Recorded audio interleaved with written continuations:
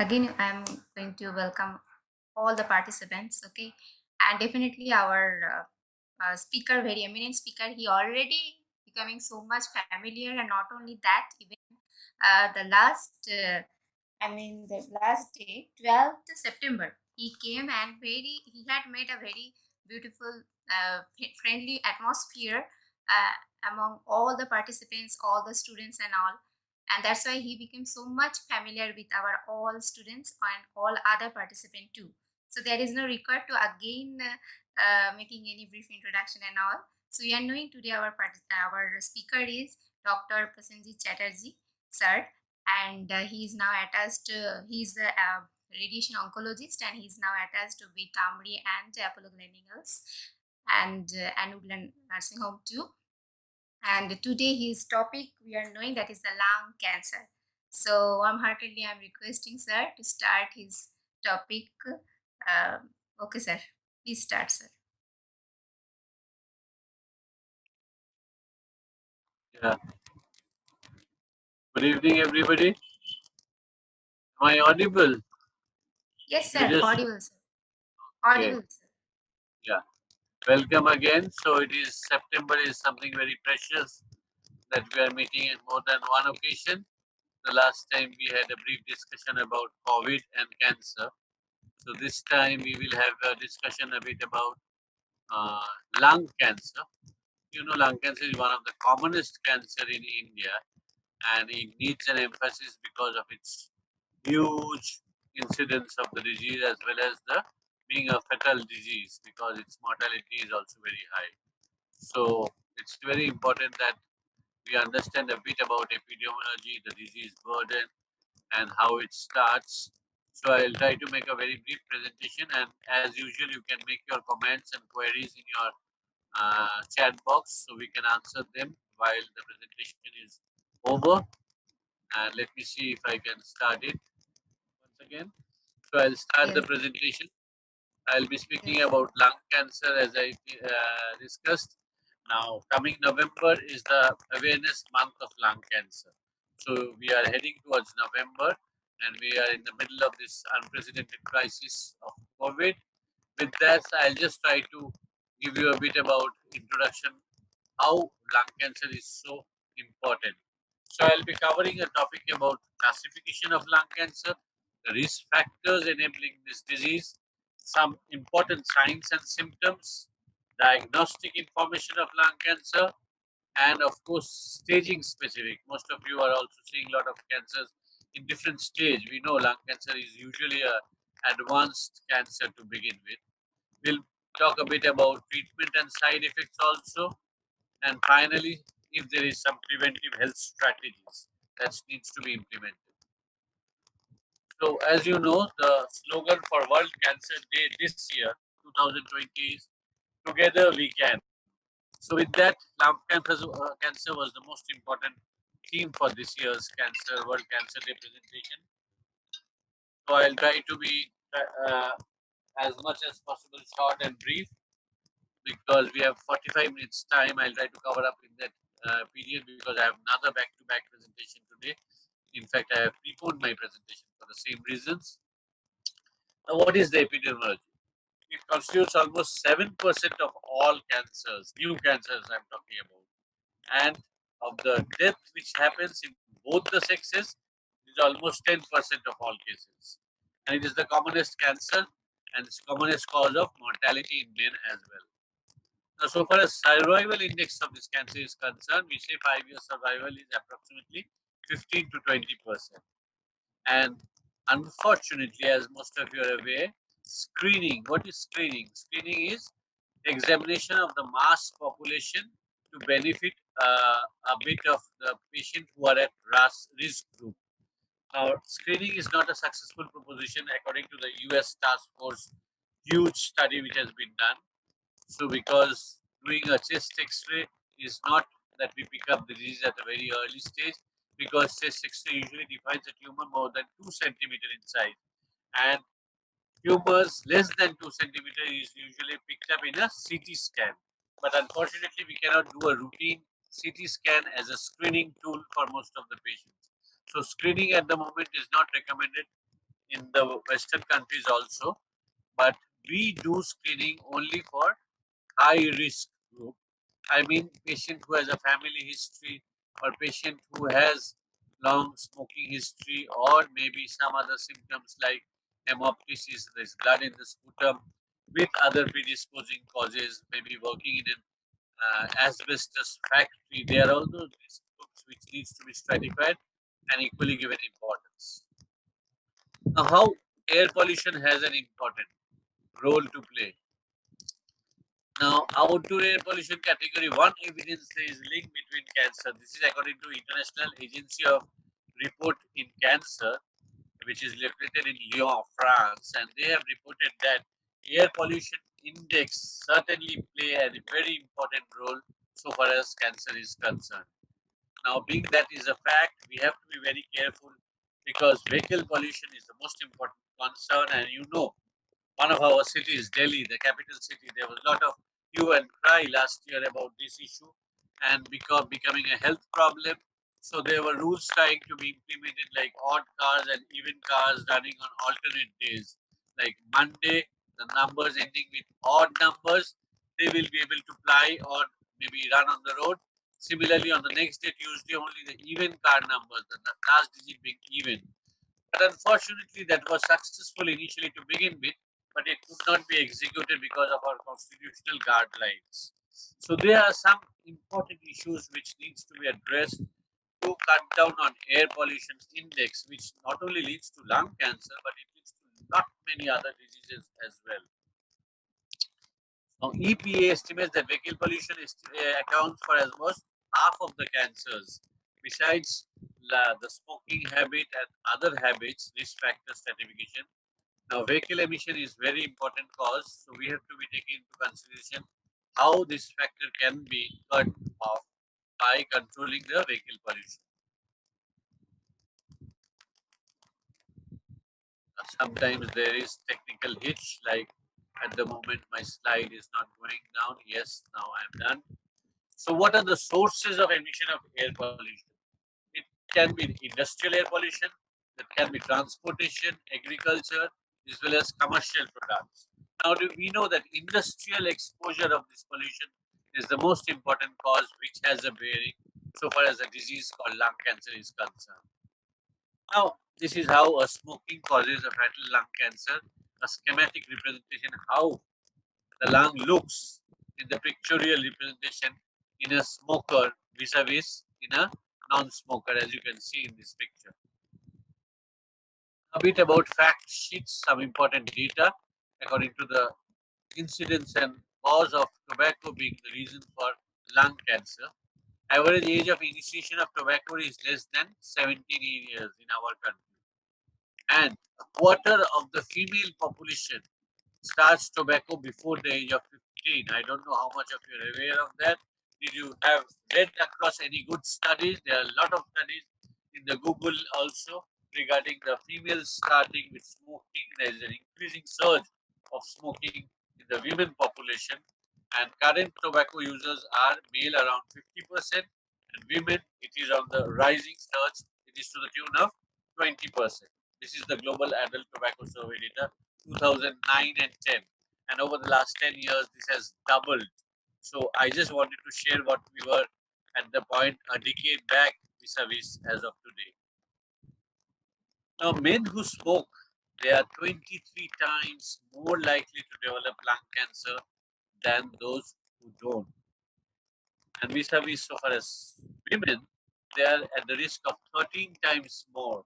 That is 10 times, not even more than 10 times, it is 13 times.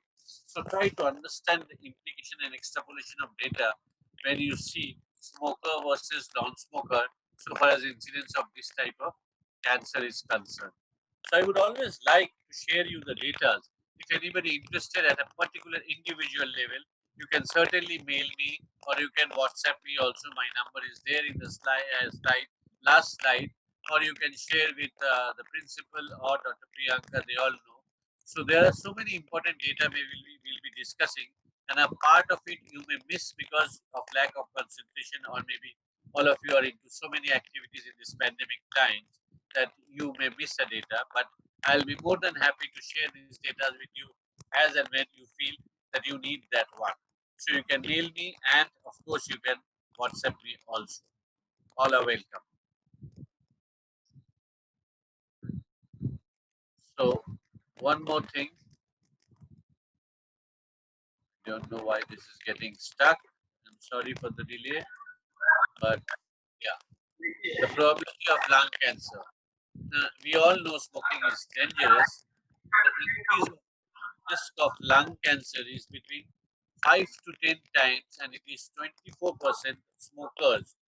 This is all across the board, irrespective of sex, who can expect to develop lung cancer during their lifetime.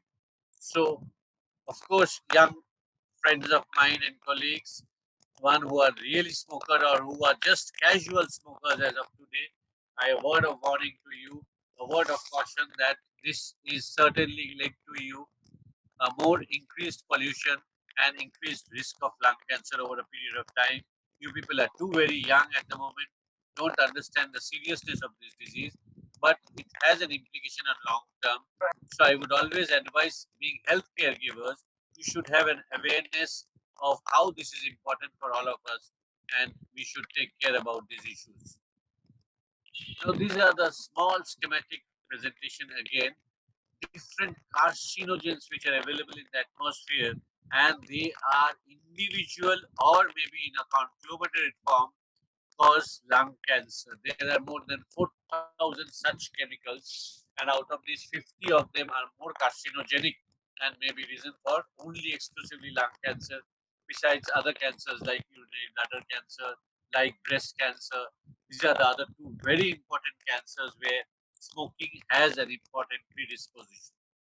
So this is a very important slide. I would share or make you take a snapshot of this, or I would share you if you ask me for this slide, because this is a very important slide which I believe you should also share or make a presentation when you are presenting in your own forum, in different clubs or associations which are related with healthcare workers or maybe the community at large.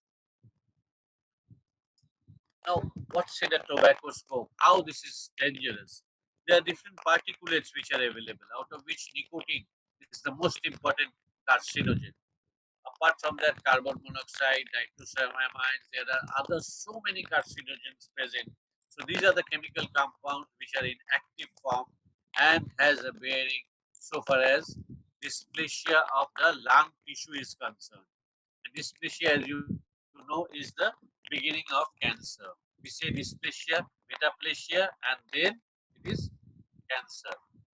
So carcinogenesis happens in this precarcinogenic stage, which is called dysplasia and metaplasia, which ultimately leads to carcinoma in situ. Now, how this tobacco epidemic happened in our country? I have got some raw data which has been shared by the tobacco lobby of the government of India, and these are very, very important. 5 million deaths due to tobacco use, out of which 1.4 million resulted from cancer. 8 lakh 50,000 deaths, that is almost a million, is due to lung cancer. So tobacco use has a very huge bearing so far as lung cancer is concerned. Now it is projected that 20th century there will be 100 million deaths, and there will be almost a billion deaths in the 21st century. This is a projection. This is a worldwide global stratification or data projection which is going to happen in the developing countries. So mind you friends, today we have got a very important topic we are discussing, just to alert you, again just to make you understand that it's very a casual thing, and it has been seen that the increasing in smoking in men is not so high vis-a-vis the women population. So there has been an increasing surge, and that is what we are copying from the Western world. This happened a decade back in the Western countries like North America and Western Europe, and that is what we are following today in Asia and India.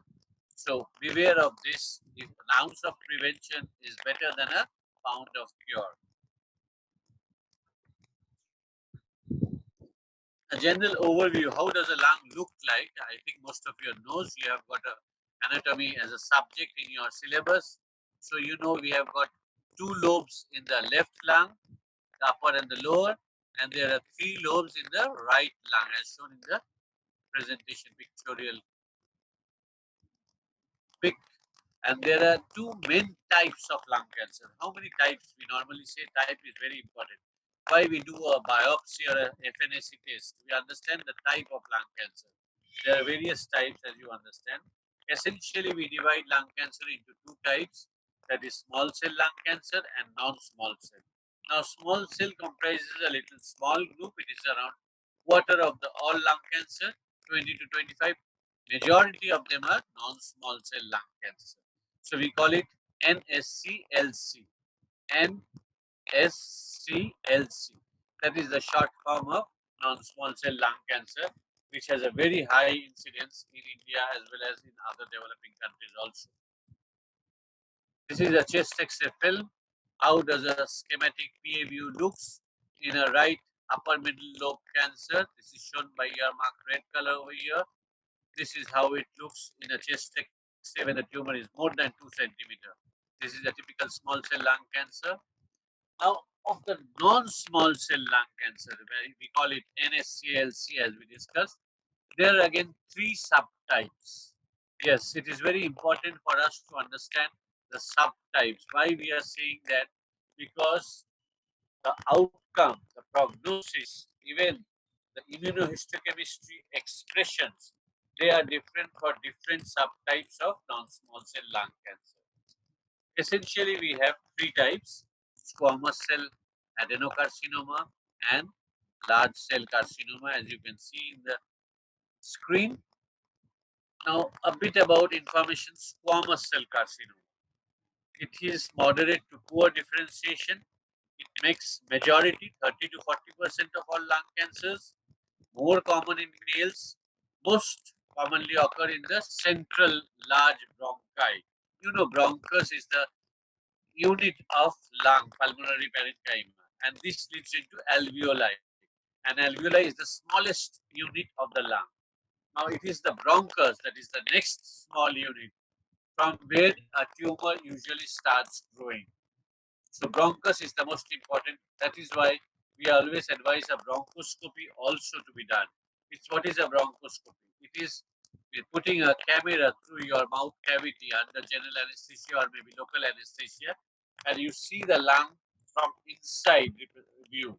Because in a CT scan or a chest X-ray, you see the peripheral and the inside view, but the inner view can be seen. That's a bird's eye view, which can be seen through the bronchoscope. So, because the bronchus is the unit, smaller unit of the lung, so it is essentially the bronchus where the lung cancer starts or originates.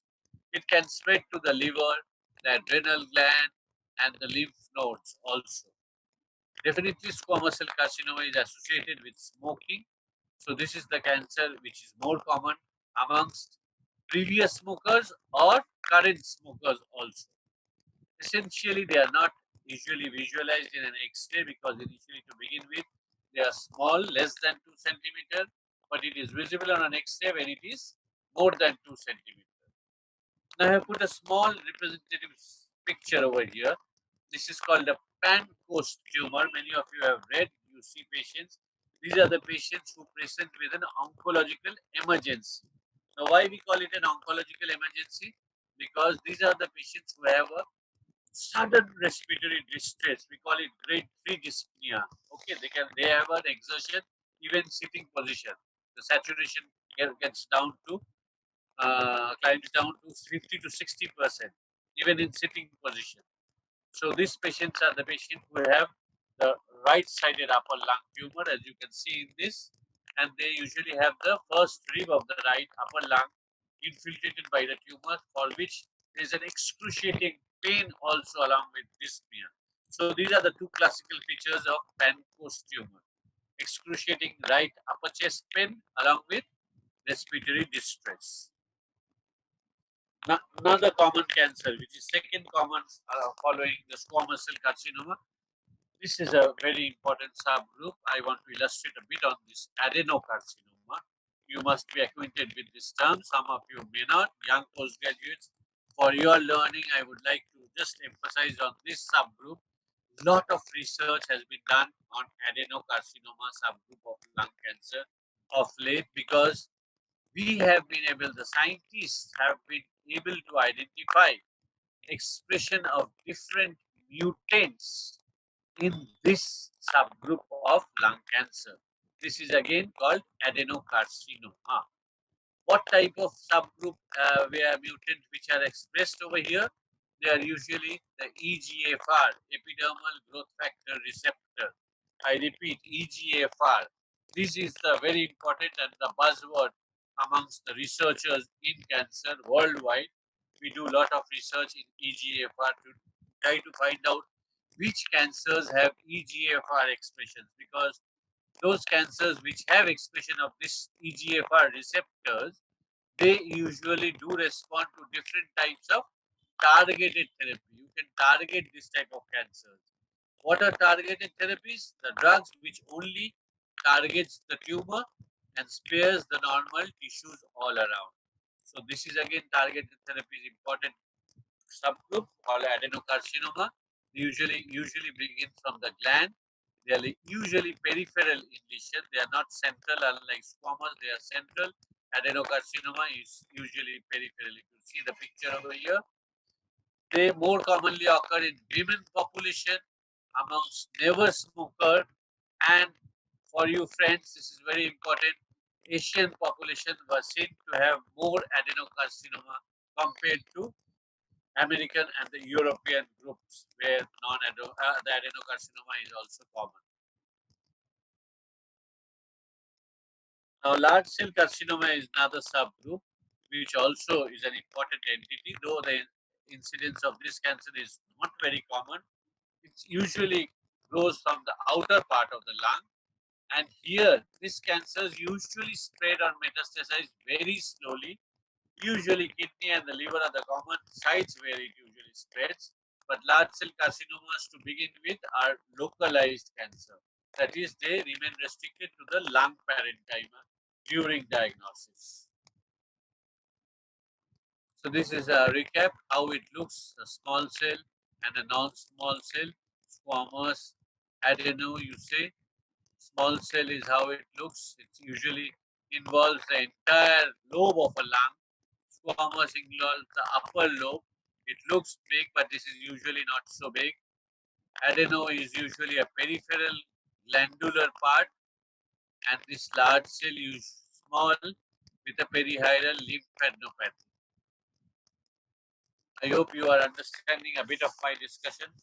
I'll cover a bit about risk stratifications. We all know there are important risk stratifications because we are going through this COVID pandemic. We are all discussing day in and day out about the risk stratifications. Here again in lung cancer, risk stratification plays a very, very important role. So normally they are the heavy metals, the pollution, cigarette smoking, the vehicles. These are the common, and of course industrial exposure, what we discussed before. Now, what are the signs and symptoms of lung cancer?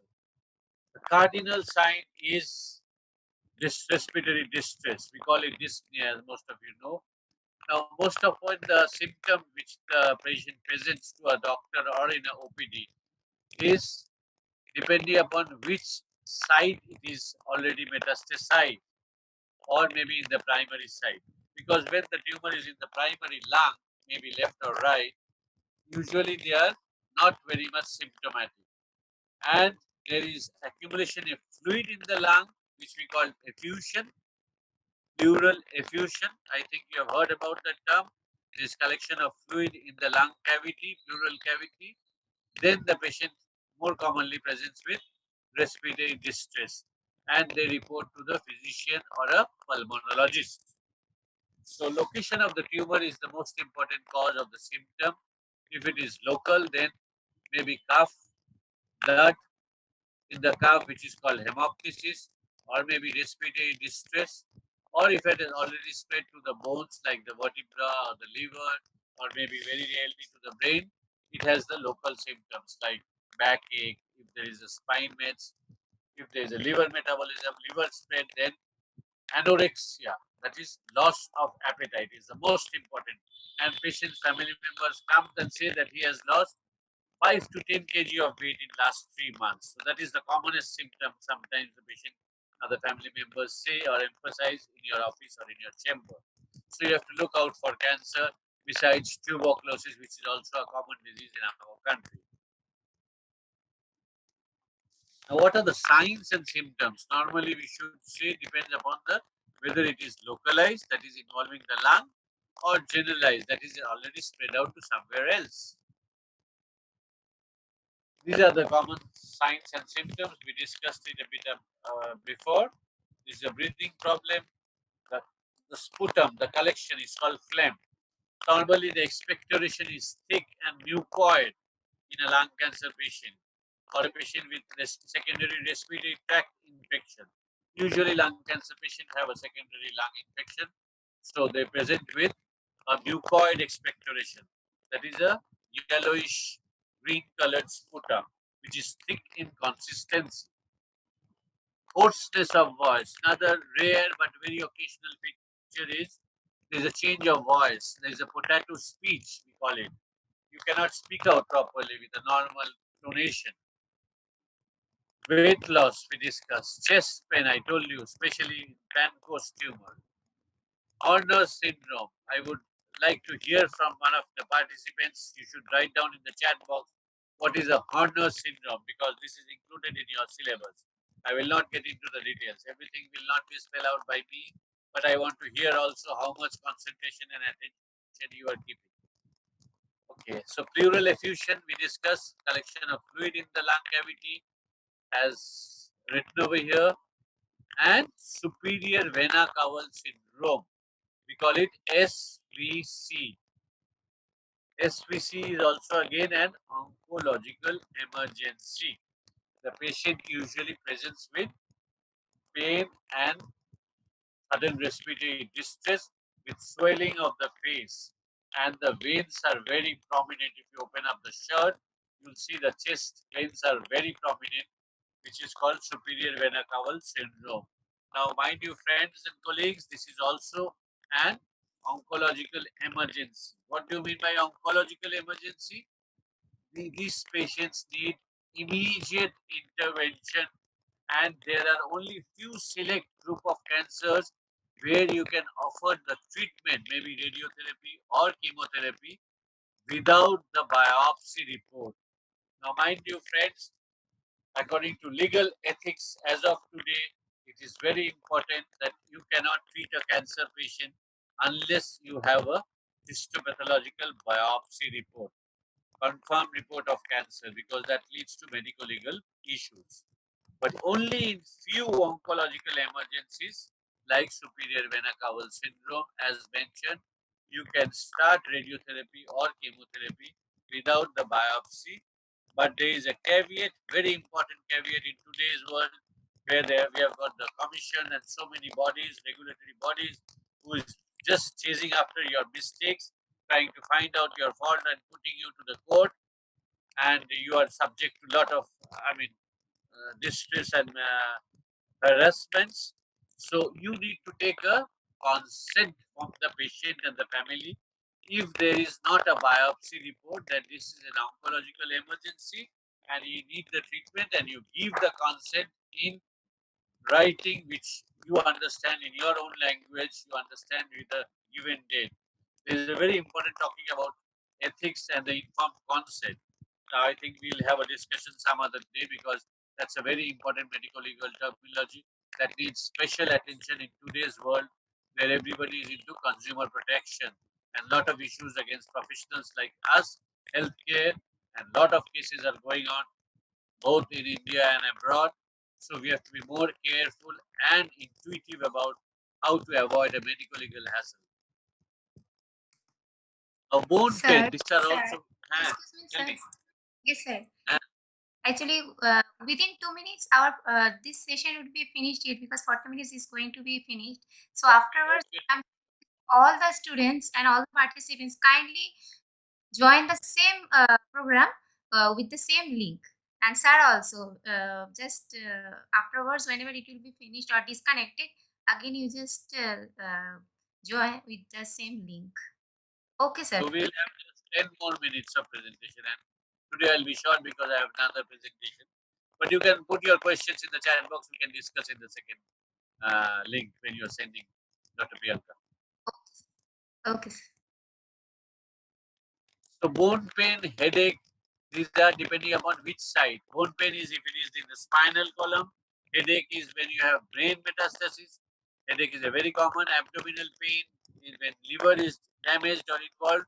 So these are the common early and late signs and symptoms which we have already discussed a bit about it. I think 1.5 minutes.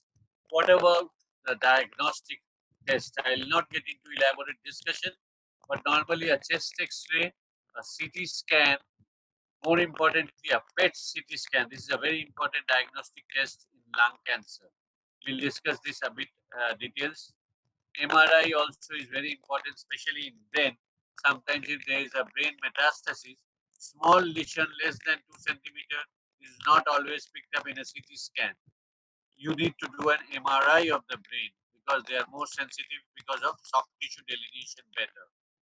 Sputum cytology, fiber optic bronchoscopy, we discussed that, and transthoracic fine needle aspiration or FNAC. So these are the common things which we do about it. I'll say a bit about PET CT scan. This is a newer imaging modality. I think few of you are well versed with that. This is some special test where we give a dye, 25 mg dye.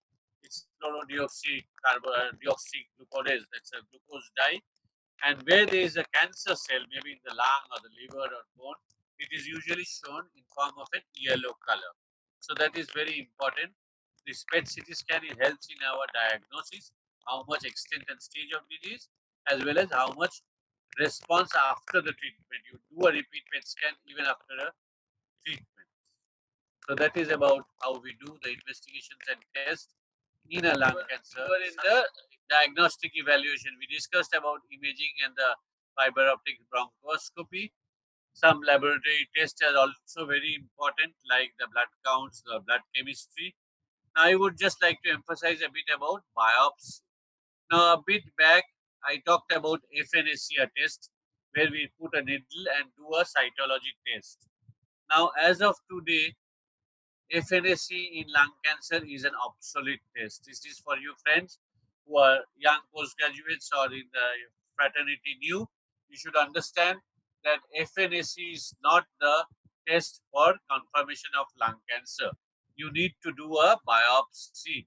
This is very important because in FNAC you take a juice out of the tumor tissue and then see in the microscope by a pathologist. But today the things have changed. It is important to get a tissue chunk to confirm the diagnosis because, as I was discussing, firstly, you have to know the type of cancer, and secondly, you have to know the subtype of cancer. So, to understand type and subtype, and finally, we discussed about the receptor also, mutation things, which is called immunohistochemistry. That's the last line in the given slide you can see in the screen. This cannot be done in a FNAC test. So you have to take a tissue for which you need to do a biopsy. So that's why it's important that you advise a biopsy and not a FNAC. That is something new, and we have been discussing with our physicians and other doctors in the platform. And I think it is very important for you to understand why we do that. This is a classical bronchoscope where you put it's a tubal thing where local anesthesia is given and the patient is being put with this bronchoscope and there is a camera inside. You can see the units of the lung, the bronchioles, the bronchus, as well as the alveoli. Now, mediastinoscopy and VATS, these are something very new form of endoscopy. And essentially, we are doing this mediastinoscopy and video-assisted thoracoscopy also to see from the lung more elaborately than a bronchoscope. So these are newer tests. Now we do this for staging because sometimes the lymph nodes, these are the lymph node different station. We have 1 to 14 station of lymph nodes present all along the this bronchi present in each lung lobes, and they are being called level 1, level 2, level 3, depending where it is perihilar, transbronchus, or where the location of the lymph node is. So that lymph node involvement can be better seen through this newer investigation called mediastinoscopy and video-assisted thoracoscopy. These are usually done by the cardiothoracic surgeons. Now, this is a bronchoscopic representation, as you can see over here. Mediastinoscopy is we give an incision that's done by a surgeon under general anesthesia. We discuss to see the lymph nodes, and this is a classical big procedure called VATS. This is a short form of video assisted thoracoscopic surgery. So this is also very important for you to understand why we do thoracoscopy. Now, before I complete, I thought I'll share this also with you. PET scan, I told you a time back little. This is very important diagnostic tool to understand the stage of the disease, as well as to understand a prognosis where there is a response. How much is the response after the treatment? Even on a follow-up also. So this is a machine which looks, PET-CT machine looks similar to the CT scan machine down below. Most of you have seen a CT scan, and some of you who have not seen a PET scan, I thought I'll keep this picture to get you more acquainted with it. A bit about cancer staging. This is very important. You know, early stage has a curable potential. So it is very important we understand whether it is a curable or whether it is advanced where you can control the cancer. Depends upon the stage.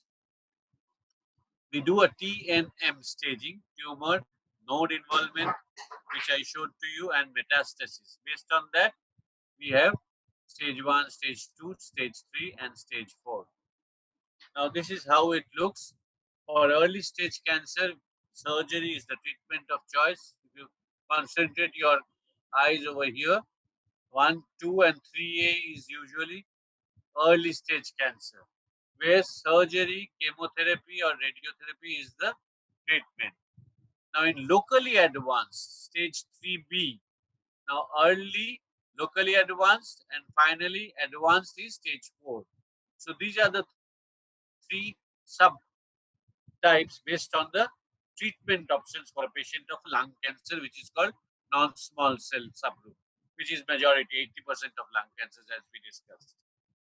Now, based on the stage, surgery, chemo, and radiotherapy are the different options. I'll not get into the details, but it is important that this type of meeting, what we are having, is trying to bridge a gap. We already discussed that last time. We need to grow closer amongst the healthcare fraternities, healthcare givers.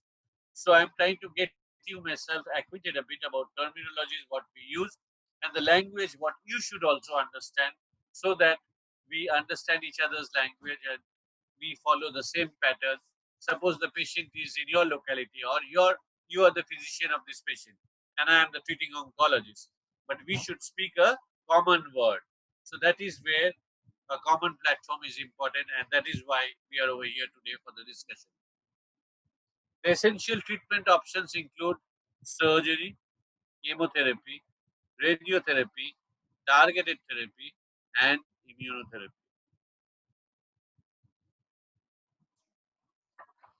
Of this, surgery, chemotherapy, and radiotherapy are some things which have been used for last 5 decades. There are a lot of innovations done in surgery, chemotherapy, and radiotherapy. But targeted therapy and immunotherapy are essentially more recent, more modern type of treatment which is being offered to the patients. Now, there are different types of surgeries. We'll not get into the details because this is just not in our interest of discussion today. The medical management includes radiotherapy, chemotherapy only. This is a classical linear accelerator machine. I thought I'll put it to you, where radiotherapy is delivered through this type of machines, and patient lies down in a couch. For somebody who is not acquainted what is radiotherapy, because it's a very technical subject, and I am as an oncologist, I do practice radiotherapy. So here it's like a CT scan, only patient lies down in a couch, and then it's very important he or she is immobilized, and different type of laser markings are done so that patient is reproduced in a similar fashion every day, because radiotherapy is usually given for 5 to 6 weeks, that is 25 to 30 sittings comprising of 1.5 months treatment duration. So these are the machine gantry. This is called a gantry. This rotates actually 360-degree all around. I don't have a 3D view over here, but I can show it to you that this is how it rotates and then delivers the treatment. I thought this is very important. SBRT, or stereotactic body radiotherapy. Now, this is a very important. I borrowed this slide from my friend, Dr. Ayush. He is my junior colleague, my PGT. In fact, he is doing my post graduation under my care. So, this is a modern form of radiotherapy called SBRT, or stereotactic body radiotherapy. I just discussed a minute back with you that radiotherapy is usually 1.5 months or 6 weeks treatment. Now, last 2 to 4 years, lot of research has been done to shorten the duration of treatment. Instead of 6 to 8 weeks, if we can do it in 2 weeks, yes, my friends, 2 weeks, you can do it in 3 to 5 sittings, where you complete the treatment in less than 2 weeks. That is very important for the resource, because our resource is always limited in a country like India. Number two, there are a lot of patients because we are having a population of 1.3 billion plus. Resource constraints and patient explosion are the reasons for us. Even revenue saving is also very important. Suppose you compress the treatment in 1 week or 2 weeks instead of 6 weeks, so definitely the revenue economics also is better for the patient who is paying for this treatment. So these are the very important developments which has happened in last 2 to 3 years in India, and we are offering this SBRT treatment not only for lung cancer, but this is also done for prostate cancer, uterus cancer, for any other cancers. Lot of research, but not approved for all cancers. But 3, 4 cancers, it has been approved and been in use. This is actually how you see a schematic scan of a patient undergoing radiotherapy in SBRT form. Now, motion movement is very problem. Patient moves with respiration. So this motion management is a very important component of SBRT. We have a very dedicated state-of-the-art machine facility in the hospital where motion management is being taken care so that the motion movement is minimum and we deliver an exact precision form of radiotherapy, which is very important prerequisite for SBRT. I'll finish my last part of the presentation by immunotherapy. This is one more very important development. In fact, there are landmark trials coming in last 2 years about immunotherapy. This is the most important development in oncology in last 1 decade. Lot of drugs are pouring into the market in treatment of different types of cancers, which includes hematolymphoid cancers as well as solid tumors also. So immunotherapy will be the answer in next decade so far as cancer management is concerned. There are different methods how which immunotherapy works. We are being using it off late in stage 4 disease of different cancer, but very recently in next 2 years will be having lot of data evidence to use it in early stage cancer. Since early stage cancers are curable, at the moment we are using immunotherapy in advanced stage cancer. But I think in 2 years, 3 years, we'll have lot of data pouring in for early stage so far as immunotherapy is concerned. Prognostic factors depends upon the age of the cancer, the type of the cancer, the grade of the cancer, the location of the tumor, how much it has spread, and of course, the performance status of the patient. This is also very important. Now, any cancer for that matter, any patient who needs to be treated, offered an antibiotic therapy or maybe a surgical procedure, maybe a minor or a major, the performance status is the key criteria for assessing the amenability or feasibility of the treatment. I think you all use different performance status. We also use the performance status for assessing the patient's treatment specification. I think we all know a bit about prevention. Chemo prevention is the most important. Tobacco smoke, I'll say within inverted comma, most important cause for prevention of lung cancer. Other chemo preventions include carotenoids, retinoids, which you are also an important member and play a pivotal role in service to this type of cancers, because you play a big role and so far as dietary supplements for cancer prevention. So there are primary and secondary preventions. It's primary prevention I discussed. Secondary includes where you diagnose the high risk cases, where you do the imaging studies. And tertiary is when a patient is treated with cancer, how far he remains good, a survivor of cancer or cured with cancer. So there are different government initiative. We need more initiative. I don't know whether you have seen a hybrid car already into Kolkata. There is a green number plate being used. I think almost 100 cars are being registration is done, and they are on the road. They are being used. They will be the future answer in a country where there is a lot of population, lot of cars with small roads. So hybrid cars is one way where emission of pollutions can be reduced in a big way. Another is counseling. Another important aspect we usually forget. Psychological aspect of a cancer patient is very important, needs to be given special weightage, because coping up with the diagnosis is itself a shock. So initially there is a denial, there is a shock, and then there is a stage of acceptance. So always think about referring a patient to a psychologist or a counselor, or one should be having enough time to discuss with the patient and the family members about counseling aspect also. Now, this is very important. COVID and cancer, we have prioritized in today's pandemic which patient needs to be treated and which patients can be deferred or delayed the treatment. These are the prioritized according to the this Royal Marsden protocol. They are the UK-based hospital, cancer hospital, Royal Marsden Hospital. They have given a high priority, intermediate priority, and low priority. In fact, we in India, in Tata Memorial Hospital, my parent hospital, my alumni hospital, also follows this protocol. And this is a good way where we can prioritize in this COVID pandemic. Thank you for your patient hearing. Thanks once again. Thank you so much, sir, for very informative presentation. Now, one question already came to our chat box. Kindly see, just you go through this chat box that it has been told, it has been asked that what is CECT test? Yeah. CECT is contrast enhanced CT scan.